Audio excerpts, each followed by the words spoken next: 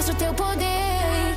Oppo Find X9 Pro and Vivo X300 Pro arrived with similar hardware, but the real-world experience isn't the same.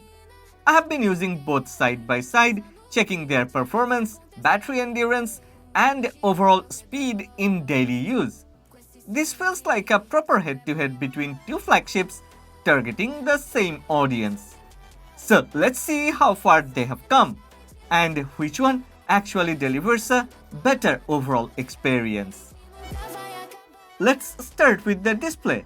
They use LTPO AMOLED panels with a 120Hz refresh rate, Dolby Vision, HDR10+, and Widevine L1 support.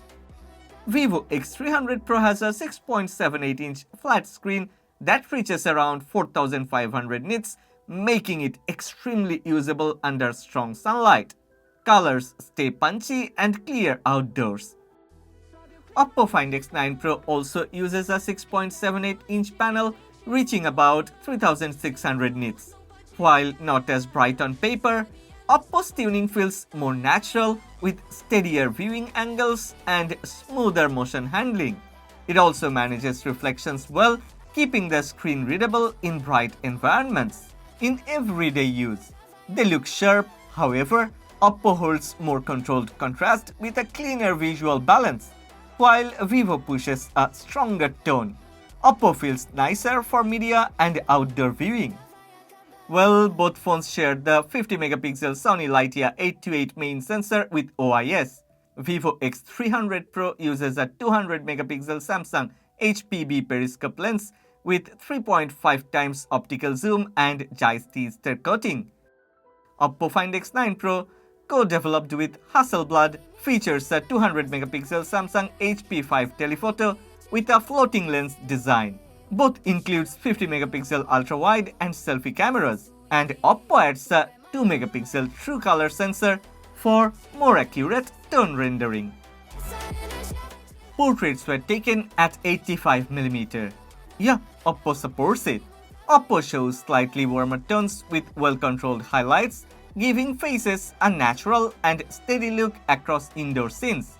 Skin presentation feels clean, while textures on hair and fabric retain gentle definition without looking forced.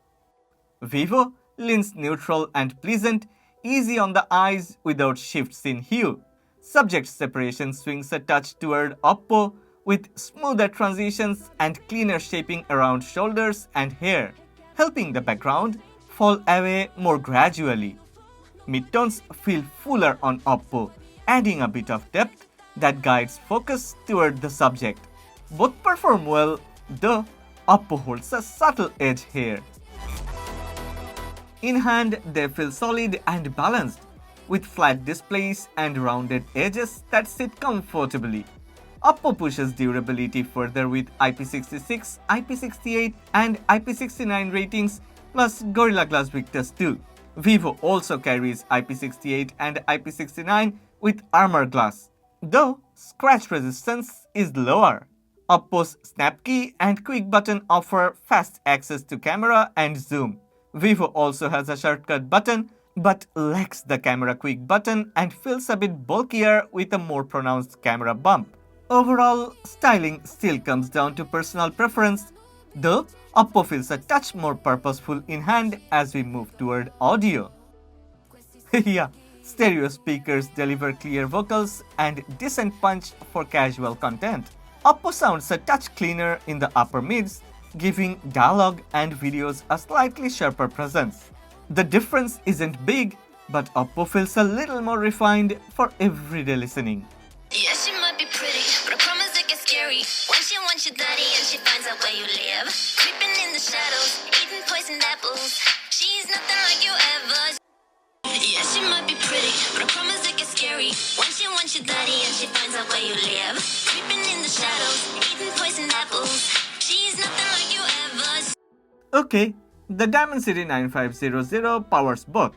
Vivo reaches a best loop score of 7300 with 52.6% stability in the 20-loop 3D Wildlife Extreme Stress Test, while Oppo follows at 7200 and 48.6%.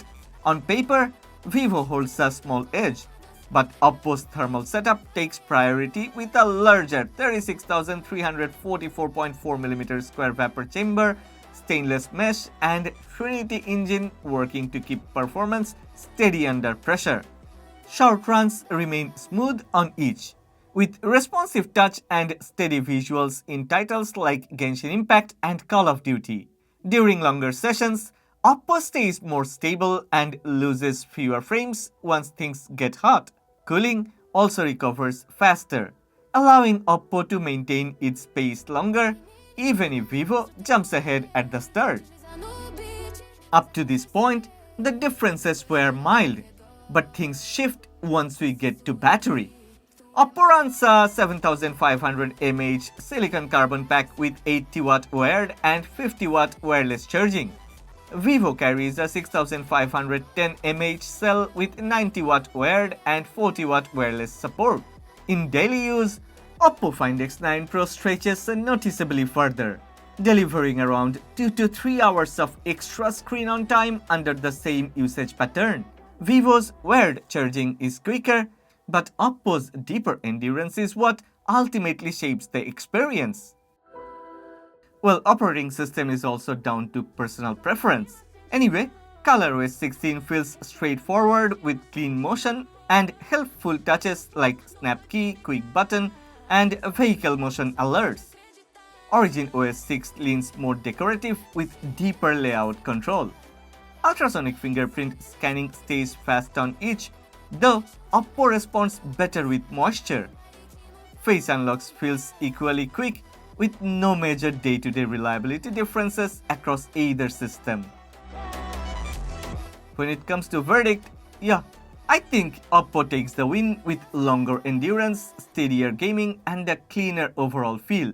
For those seeking balanced power and durability, it simply stands stronger. Ei menina, mostra o teu poder, desliza no beat, faz acontecer, o mundo gira ao teu redor.